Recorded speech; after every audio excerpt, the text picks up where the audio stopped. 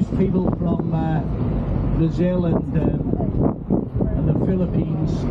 In Great Britain we have historic buildings come in different categories, and grade 1 listed buildings are the highest grade, and even including London, the Albert Dock complex. So if you have a look to your left hand side now through the old dock wall, you're looking at the biggest complex of grade 1 listed buildings anywhere in the UK. They were originally warehouses, so although they might not be the prettiest buildings in the world, they're very significant buildings because they were the first fireproof and waterproof warehouses built anywhere in the world. And what you've got to remember when I tell you this, that we had 40% of the whole world's trade coming through the Liverpool docks at one time, because they were the world's first integrated docks. And we'd obviously had fires and floods and disasters like that and lost valuable cargo. So to avoid that happening again, we had to build those warehouses, make them completely fireproof and waterproof. So they were built with brick and iron, purposely built without using wood. So we were storing things like particularly cotton, tobacco, rum and sugar in them. And I'll let you into a little secret. You might have just seen a big sign saying Albert Dock. That's not actually the Albert Dock, it's the Salt House Dock, because there used to be a salt works there. The Albert Dock is where you see the little boats there, and there's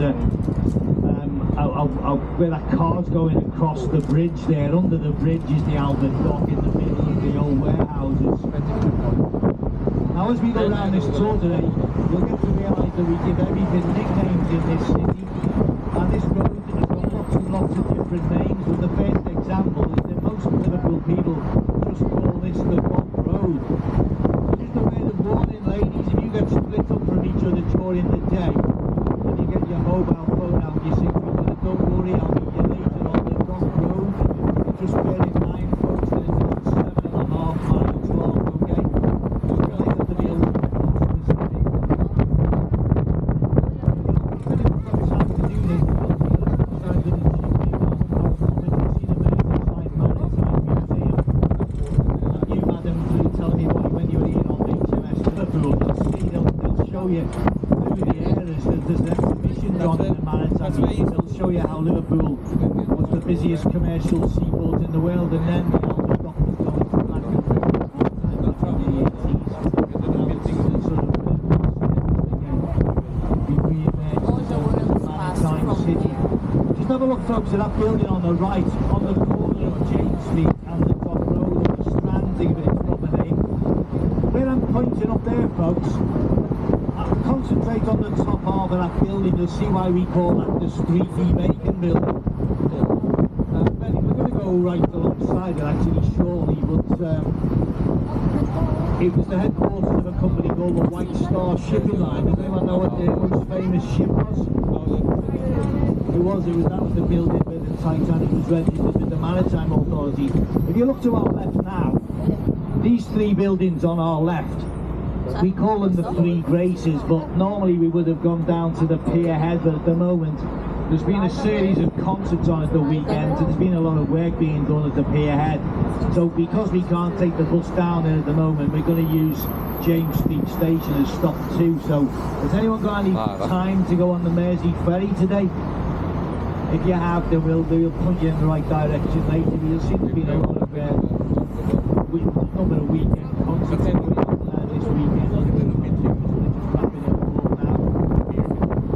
I'm going to take you down to the cruise line where we get the best view we'll get today of what we call the Three Graces in Liverpool. These buildings on our waterfront, 3 more grade 1 listed buildings. They're historic buildings, they're beautiful buildings. The first one we can see now on the left hand side is called the Liver buildings, which were built in 1911, and that was the headquarters of a local insurance company. The building next to it is the Cunard building. I want to point out where the names of all the Cunard ships are as we double back and go past the building again. And the third building along is called the Port of Liverpool building, which is the first of the 3 to be built. I'm just going to wait till you get the best view of it now. See, we've got this big stage up on the pier head here. There was something on there last night actually.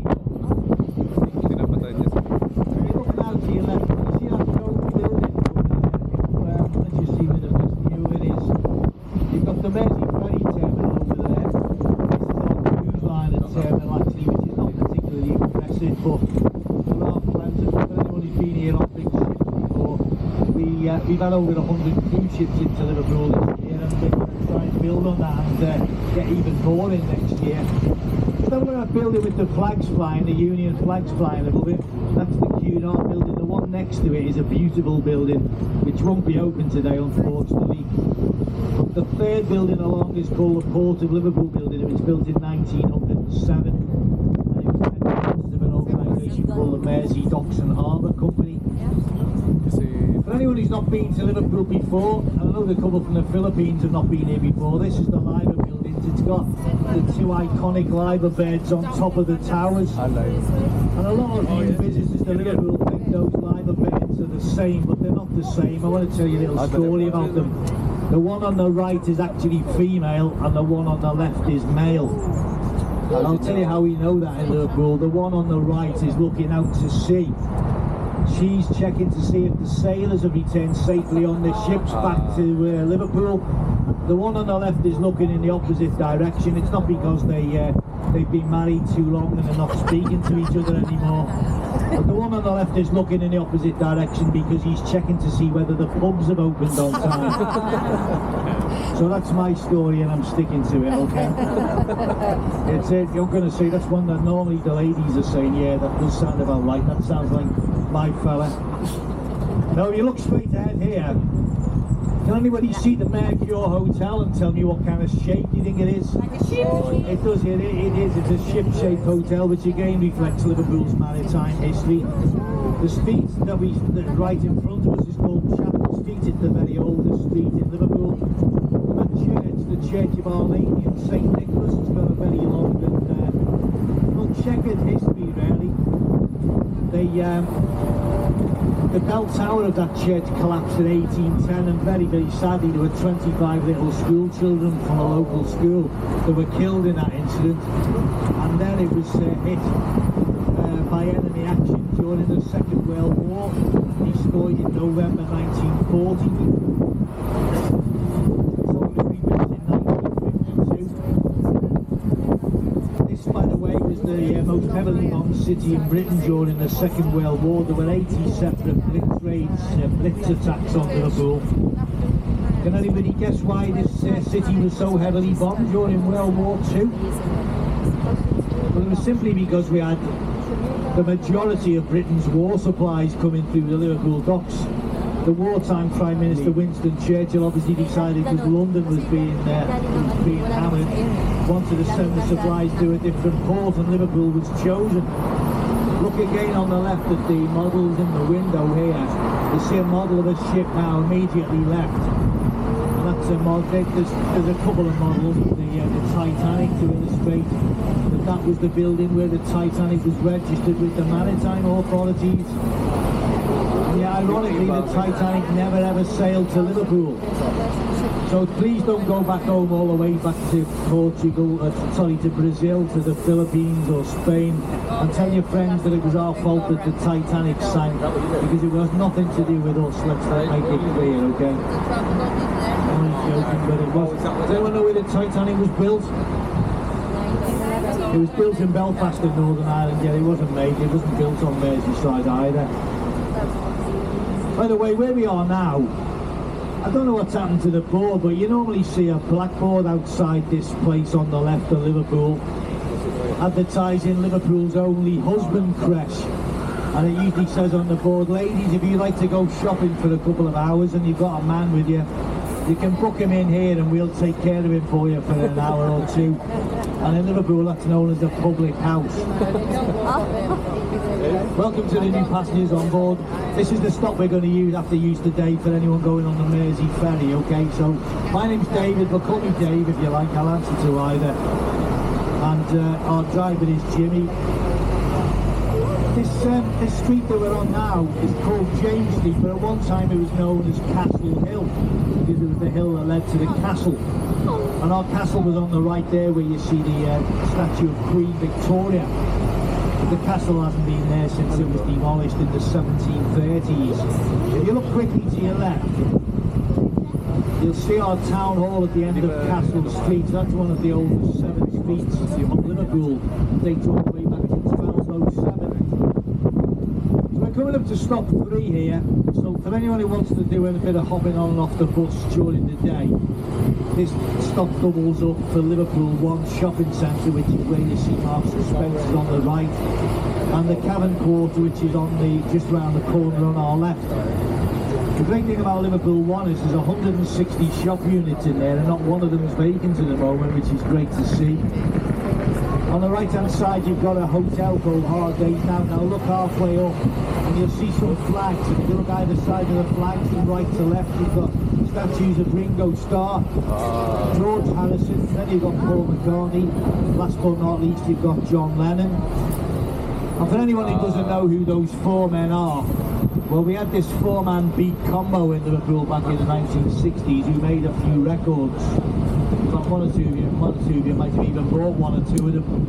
They call themselves the Beatles, of course. And where you see these crowds of people on the right, they're going down a famous Liverpool street called Matthew Street. Do you all know why Matthew Street is famous? It's where the Cavern Club is, which you can't see from the bus, but it's on the right halfway down.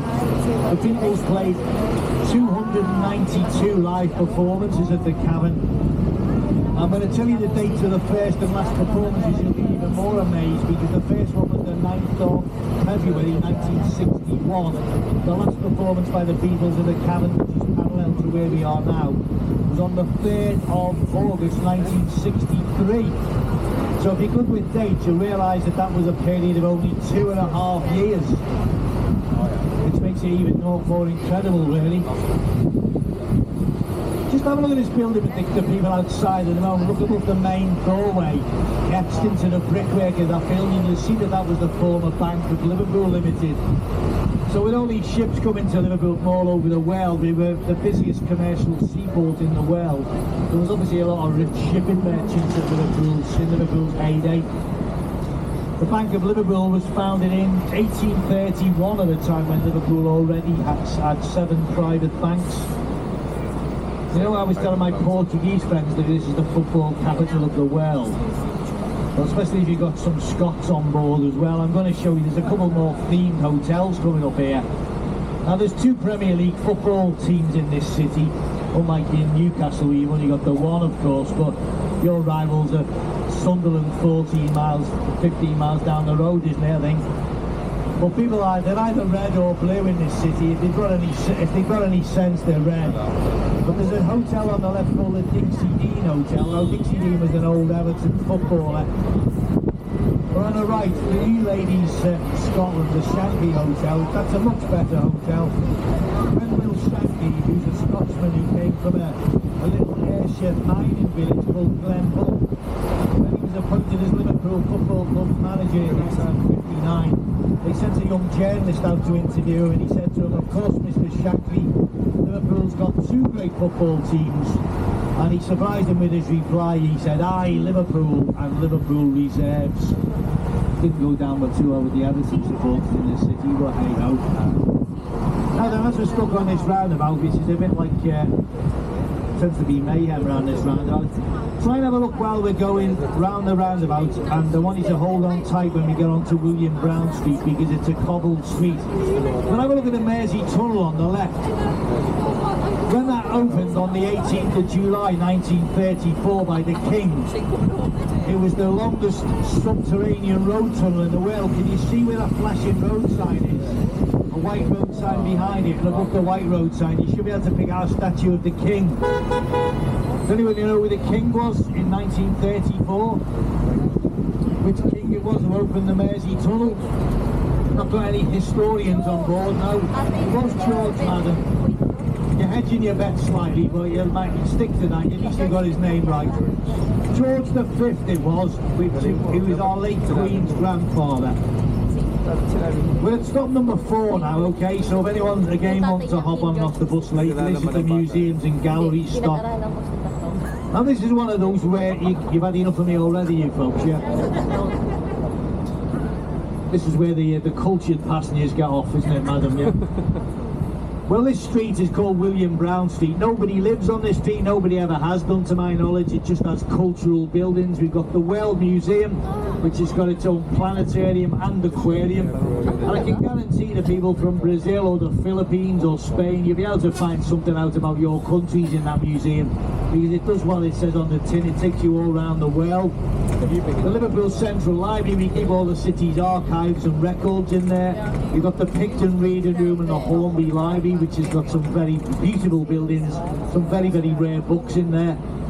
And last but not least, although it's surrounded by scaffolding at the moment, that is the Walker Art Gallery, which we call the National Gallery of the North. Over there is the Empire Theatre. Now, Liverpool's got 7 major theatres, but that is easily the most famous of them all, mainly because of the artists who've appeared there over the years. We've had Frank Sinatra, Mae West, Laurel and Hardy, all the sort of people who the youngsters look at me and say, who the hell are they, you know. But even in my lifetime at that theatre, it used to be used for pop and rock concerts.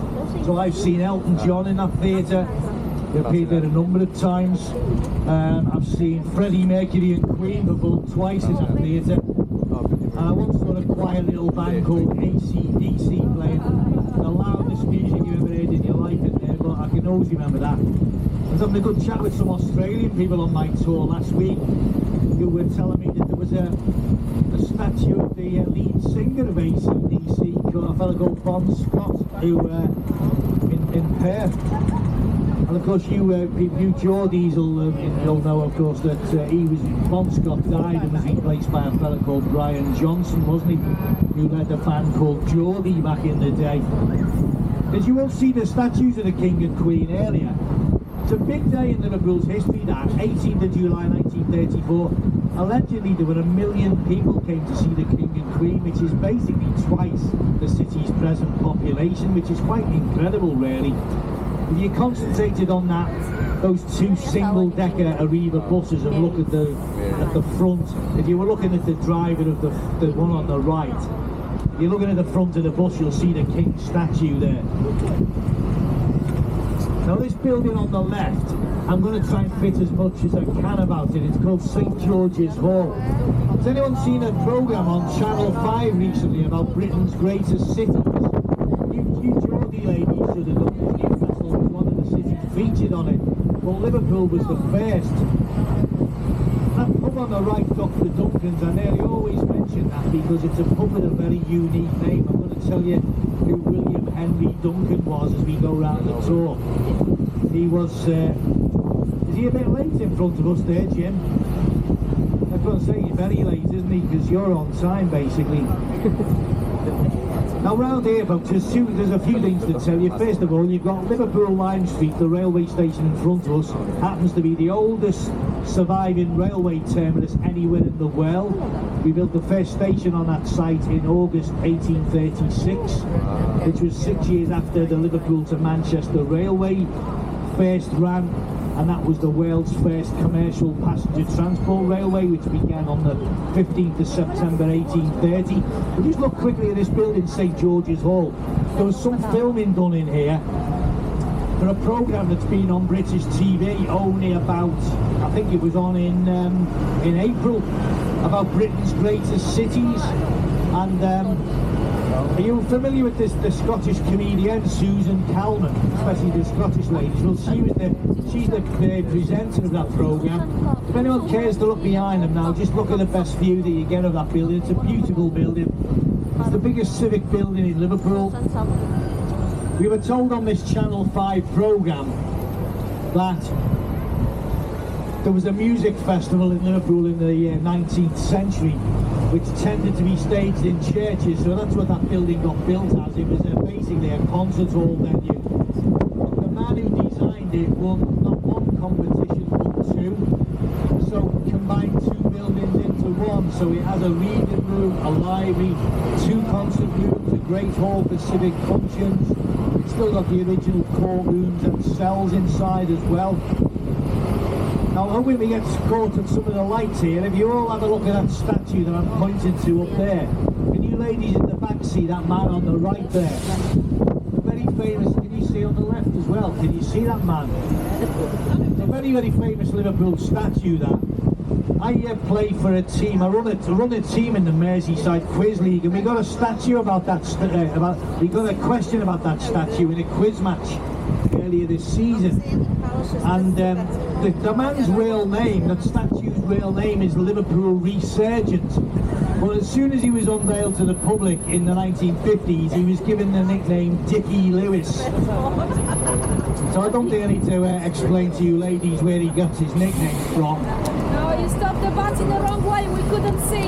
You couldn't see? You'll have to get off here and go and have a good look. Well, we've got this little song in Liverpool called In My Liverpool Home, and that statue is actually featured in the song. It goes, in my Liverpool home, in my Liverpool home, we speak with an accent exceedingly rare, we under a statue exceedingly fair, not to get people, but not one to spare, in my Liverpool home. So he was the statue exceedingly fair. He was basically a symbol of Liverpool getting back on its feet after World War II, because that building where the statue was a department store. Now you might have noticed the name still exists, the name Lewis's. Well, Lewis's hasn't traded now for over a decade, I think since about 2010 I think it was.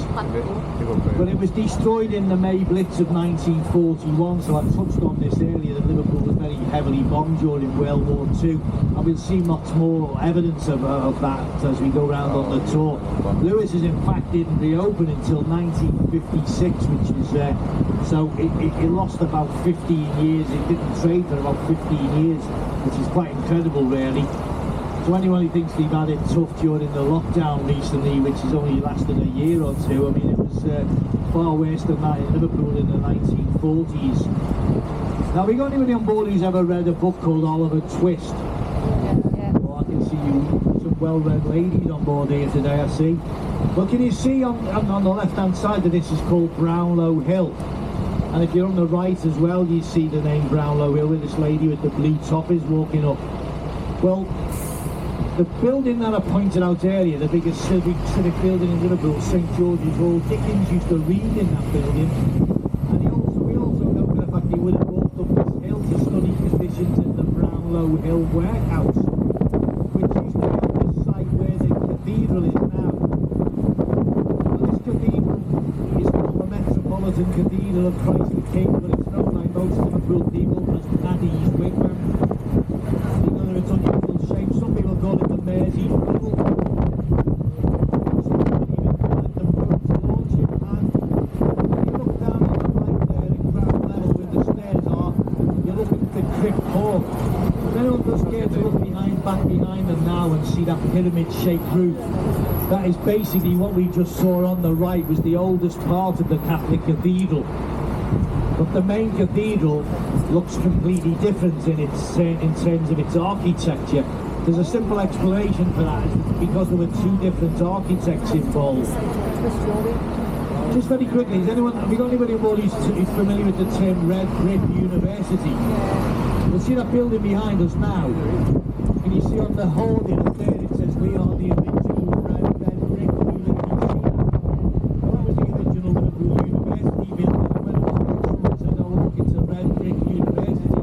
That's the building that term comes from.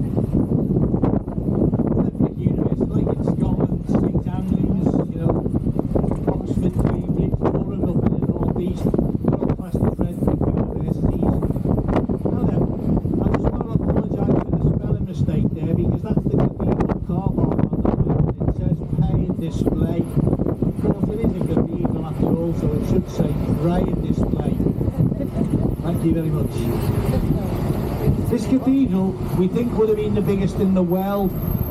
The workhouse that was on that site was demolished in 1928. It was closed in 1928, demolished about a year later.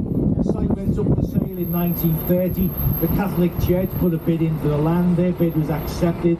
They planned a new cathedral. They appointed a man called Sir Edward Lutyens.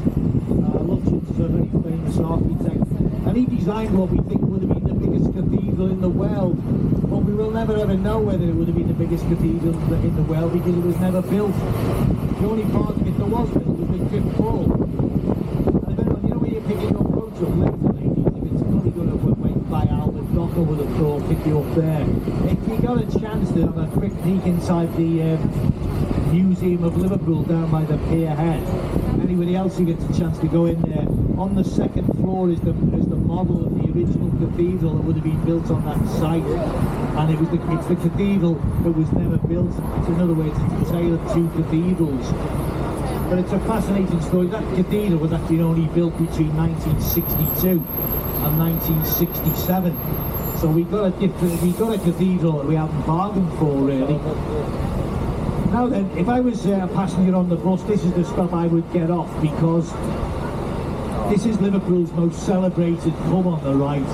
By the time we get back to the Albert Dock, you might all think I've got a bit of a drink problem, because I'm going to mention a few Liverpool pubs today. I mentioned one earlier called Dr. Duncan's, which I'll try and come back to if I can. Now, we've got 29 Grade 1 listed buildings in Liverpool. That's the highest grading of historic buildings.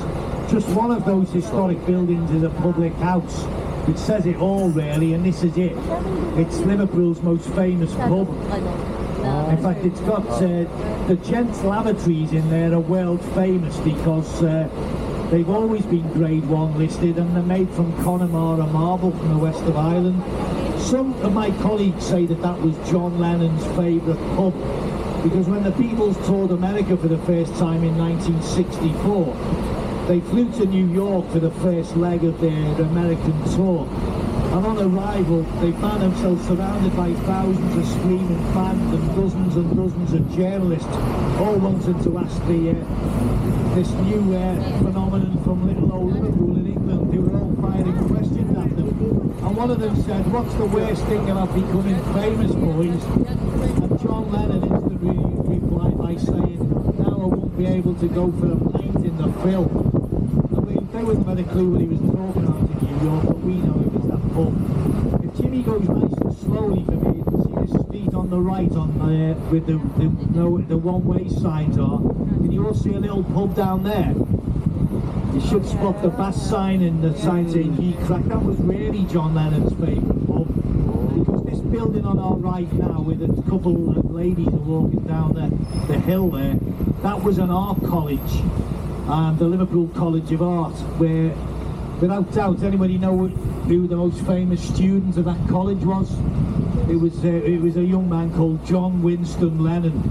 So John Lennon became an art student here in 1957, but unbeknown to him, in the summer of 1957, there were two young lads being educated in the boys' school next door. Can you all see that sign where the couple are walking down now, where the railings are? Look above the four pillars and you'll see the words Liverpool Institute and School of Art. The Liverpool Institute High School for Boys was a boys' grammar school, and John Lennon got to know two of the lads at that school quite well. Can anybody guess who the two lads who were educated there were? One was Paul McCartney, the other was George Harrison. So three of the Beatles were being educated in this part of Liverpool back in the 50s. And now we come to the next tourist attraction. This is stop number 8 out of 11. This is the Anglican Cathedral. But the proper name of this cathedral is not the Liverpool Anglican Cathedral, it is simply Liverpool Cathedral, because when we started building it, we didn't, in 1904 we didn't have any cathedrals in Liverpool. This is the biggest cathedral. Does anyone want to get off here, by the way? This is the biggest cathedral in the United Kingdom. It's the largest Anglican cathedral in the world. It's the 5th biggest cathedral of any sort in the world. It's another building that was featured on this Channel 5 programme that was only on TV a couple of months ago. This young man, Giles Gilbert Scott, have you designed anything else? He wanted to know what he had on his CD, and he said yes, a pipe rack. It wasn't much of a CD, was it really? Quite incredible, really. Now, when he's opened up a 62 Rodney Street, which we call the Harley Street of the North, look for the Venmore for sale sign. Can you all see number 62 Rodney Street, the black door on the left? Well, the famous Liverpool man was born in that house on the 29th of December 1809. His name was William Gladstone. You all heard of him? Someone tell me what he did? You obviously didn't study history at school, did you? He was Prime Minister of Great Britain on 4 occasions. He's still the only man or woman to have been appointed as UK Prime Minister on 4 separate occasions. And it says on the plaque, Gladstone 4 times Prime Minister of Great Britain, born in this house 29th of December 1809. Now we're going to take, this is called the Harley Street of the North because you see number 36 is at NHS consultation rooms. There's lots of doctors and specialists based on this street. And of course Harley Street is the street in London where all the doctors practice. So hence this is known as the Harley Street of the North. Now we're going to go left here, but if you carried on along Rodney Street, I know there's 2 other houses with plaques outside them. At number 4, a man called Brian Epstein was born. You all know who he was? He was the impresario who managed the Beatles. But he died at 32, Brian Epstein. Does anyone know how he died? He took his own life because he was gay. Does anybody know that? Does anyone remember the song that the Beatles sang that went along the lines of, "Hey, you've got to hide your love away." Remember that? Well, that was the fact that Brian Epstein was homosexual, so you've got to hide your love away. Does anyone know when John Lennon got married, the Beatles wrote a song called "Listen, do you want to know a secret?" Well, the secret was that John Lennon had got married. This church on the left, you might have seen a statue in the grounds which is called Truce, which is all about Christmas Day 1914. The church itself, apparently it was going to get demolished because it was destroyed in May 1941 during the Blitz and was never being repaired, so it's a last memorial to the May Blitz of 1941.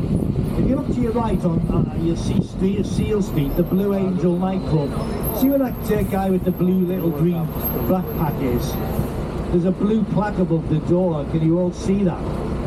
And that's the house where the building where a man called William Henry Duncan was born. And it tells you on there that he was born on I think it was the 27th of January 1805. In 1847 he was appointed as Liverpool and the Wales first medical officer of health. I'm going to tell you in a minute why we had the world's first medical officer of health. But in the meantime, look at the street names here. Knight Street on the left, Berry Street on the right, then you've got Duke Street and Nelson Street. Most of the street names are in 2 languages. They're in English, but they're also in Mandarin and Chinese. And look at the Chinese art on our right. So if you want to get a quick photo, there's the largest ceremonial Chinese art anywhere in the world outside of mainland China.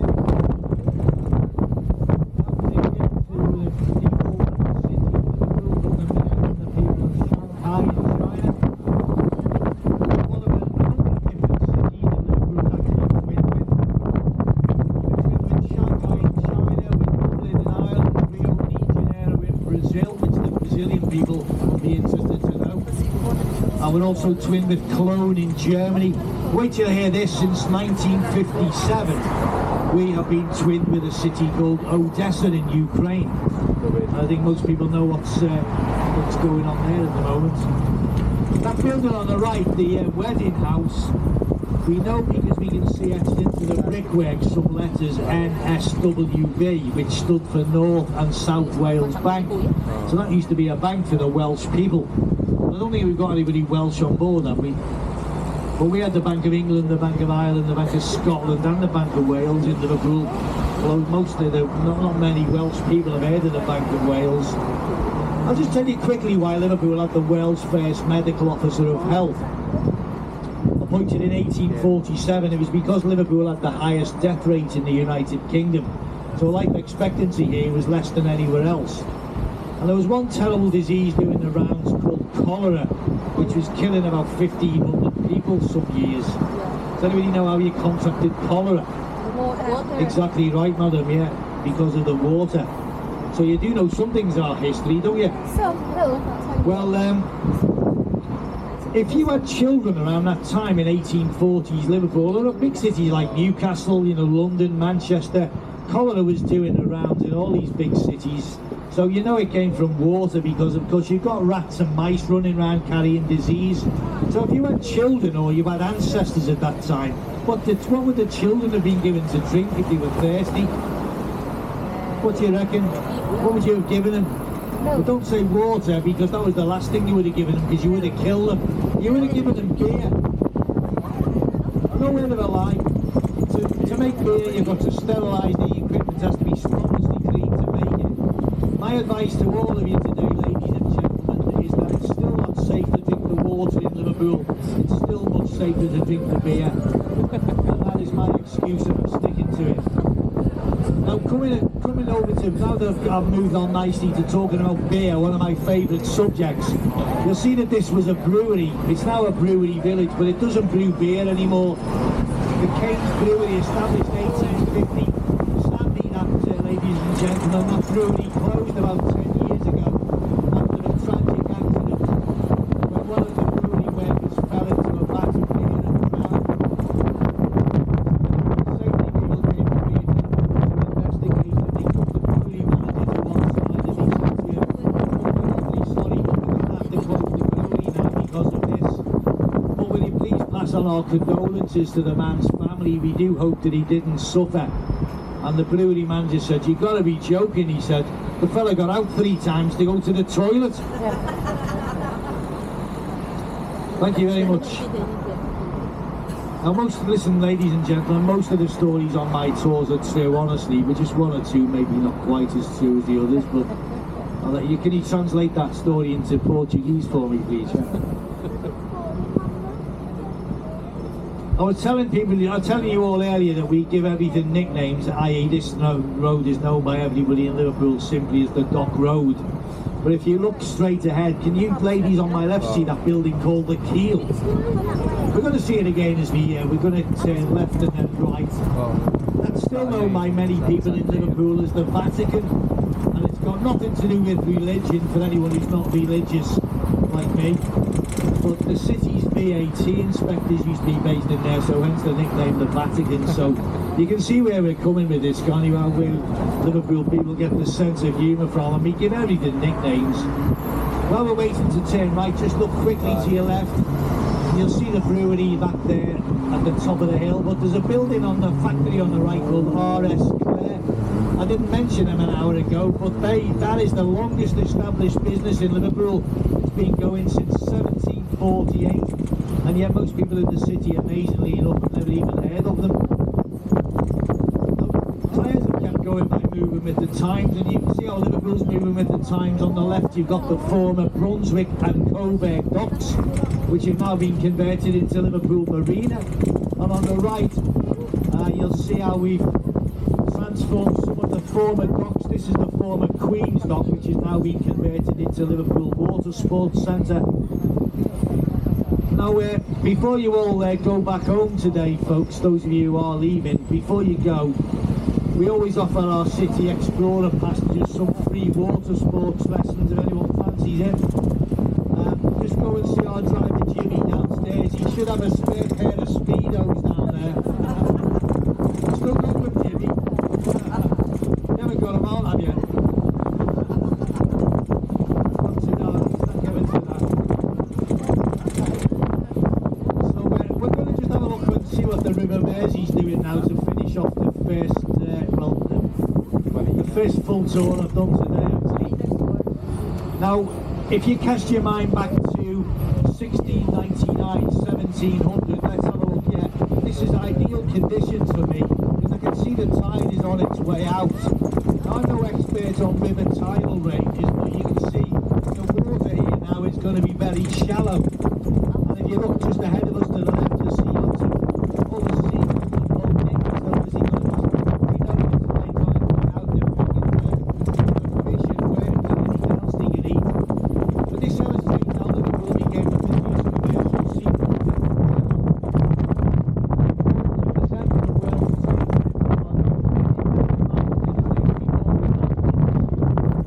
taking 2 whole weeks to unload the ship.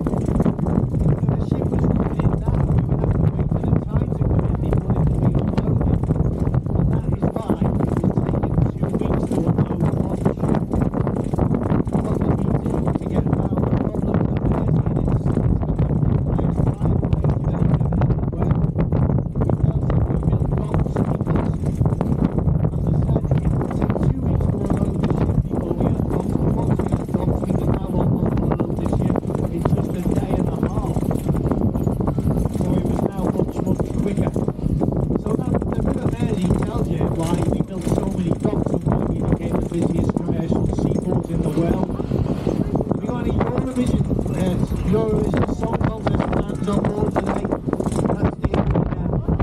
night where the Eurovision Song Contest was staged. The finals were staged in May 2023. It's called the M&S Bank Arena, which has a capacity of about 11,500. Now, people always ask me this question, so I'm going to answer it politely as I can. People always ask about leaving gratuities or little tips or thank yous. If you want to do that, it's absolutely optional, but it would be much appreciated if anyone wants to do that before you go. Actually, I was amazed recently to find out I thought we were putting our prices up in April this year, and I think we're still charging pre-lockdown prices for our bus tours, which is good for us because it means we get more people on them. So what we're going to do, you ladies know where you're going back from. You're going at 1, are you? Well, we've got back before 12.